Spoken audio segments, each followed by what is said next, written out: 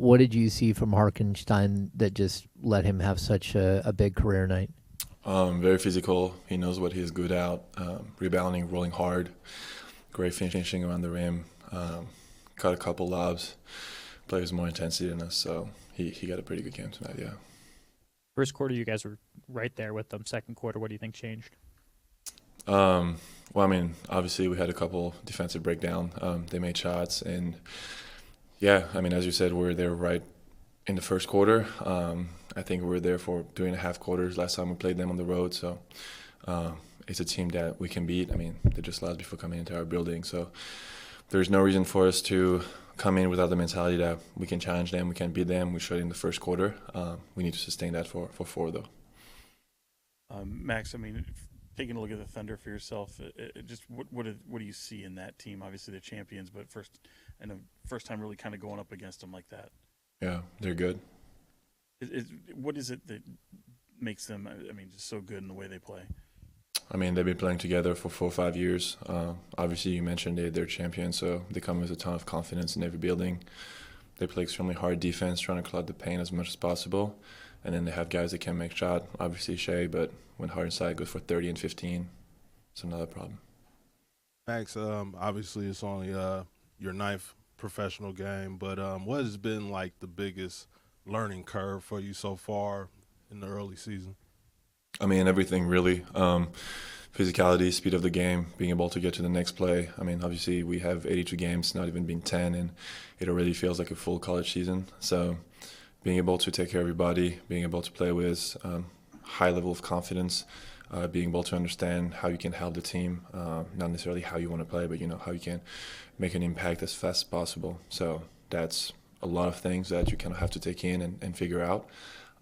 And that's what I've been trying to do. Kind of building off of that, Max, it looks like you're getting a whole lot more comfortable, though, with the NBA speed and the physicality. What to you has been like the biggest growth or area that I guess you've grown most confident or comfortable with? Honestly, I couldn't say it right now just because I'm right in the middle of it, but I feel like just being thrown into the fire and being able to get as many live reps as I can, that will just help. And I think at the end of the day, like, it's just by playing that you're going to get better. And also watching a ton of film, whether it is during scouting, but also, at home watching basketball as much as you can. Hey, Max. Points in the paint has been a bit of an issue for you guys this year, 60-34 tonight. Like, what are the conversations you guys are having about that, and what do you see as kind of the issues there that are preventing you guys from, keeping that number a little more equal? I mean, I think there's a ton of things. Obviously, we can't get blown by on drives. Obviously, we cannot get the roller gets behind us for lobs. Cannot leave that many offensive rebounds to the other team that transfer themselves into second chance points. And you got to be alert on, back cuts and second actions. So these are areas where I think we all have to improve. Thanks, Max. Doug, a couple of questions for you here. What did you see after the first quarter where you guys just kind of fell apart, especially with the big man getting to the rim? Just backside of the defense, not engaged, roller getting behind. You got to be up to a level. You can't let them get behind you. They did not feel us. The physicality of making sure and standing guys up was not there. So if it wasn't big fella, Hardenstein going down the lane, the guard was getting around the corner. It just unacceptable. We got to make sure that we can contain the basketball. That's first and foremost. 60 points in the paint is just way too many. We must be better, and we will. We will. And the second question, Keon didn't play until the fourth quarter. Was there a reason why Keon sat for the first 3, or is it just a numbers game? Yeah, it's a numbers game. I mean, there's a big log jam there, so night to night it could be different. It's not going to get any easier once you get Keegan back, but this is it's a good problem to have. It's one that hasn't been here for a long time when you talk about wing players and the ability to have them. But Keon's a pro, so I know he'll be ready and prepared.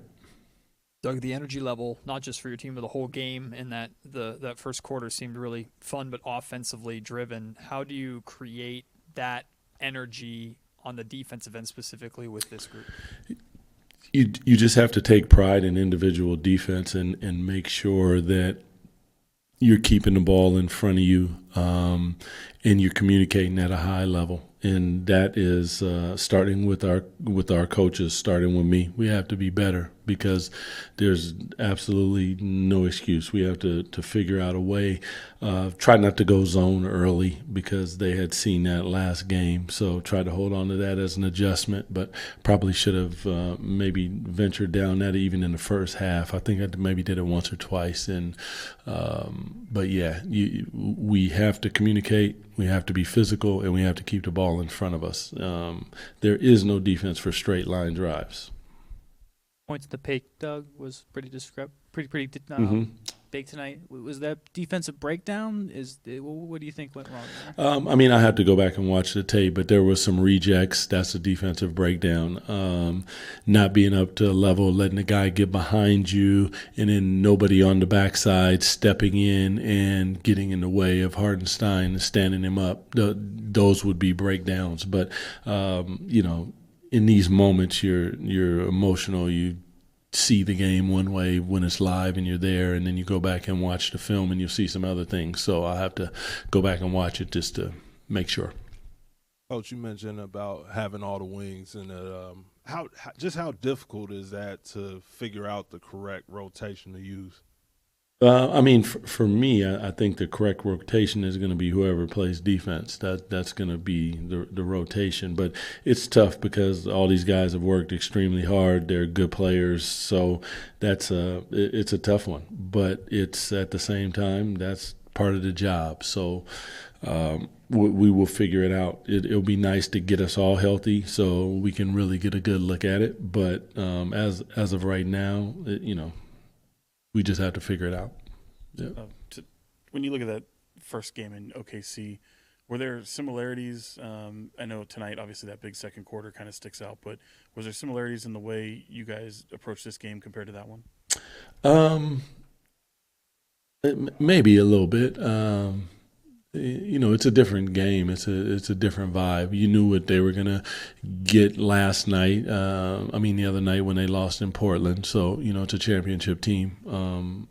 Been on teams that have that mindset. It's like, okay, the next one we're coming in, we're making sure that we're locked in, we're going to be physical, all these different things that you saw from a team like that. And my biggest thing for our team was, stay present in the moment and play 24 seconds at a time. And we did that a little bit in the first quarter, and won the first quarter. And after that, just too many straight line drives, not enough physical presence consistently. And when that happens, a team like that is going to get away from you. With Zach, I know he didn't play on Wednesday with the back soreness. Are there ways that you can manufacture more shots for him, or was it just sort of an off night? How do you sort of? I mean, I'd have to go look at it, because when you're standing there, you're thinking, shoot that one, And there was a couple I saw that he pump fake and passed up, but we want a lot of our plays when we go to sets, some of them are for Zach, obviously, but at the same time, in the flow of the game, we got to make sure that we are driving the paint. They are definitely boxes and elbows, heavy at the nail, and you got to advance the basketball. There's no need for extra dribbles. Get off the basketball. If the shot's not there, now you've created an advantage, and then we got to play next basketball after that. That stylistically is how you get to a team like that. And when we watch a film, you watch Portland, you watch anybody, even the first time that we played them, I mean, the ball's hopping, it's moving around. You got to move the basketball because they are locked in on one side. They present really well down in the defensive stance, arms out. It closes up passing lanes and driving lanes, and then their recovery speed is super, super high level. So you can't hesitate. You're either going to shoot it or you're going to drive it and create something for a teammate. And when you don't do that, they lock in on one side, and then they're handsy and physical, and it can be extremely tough. That's not a team that you want to be going ISO basketball, dribble against. You have to create an advantage, move the basketball, and take open shots. When a shot is created, it must be taken. Yep.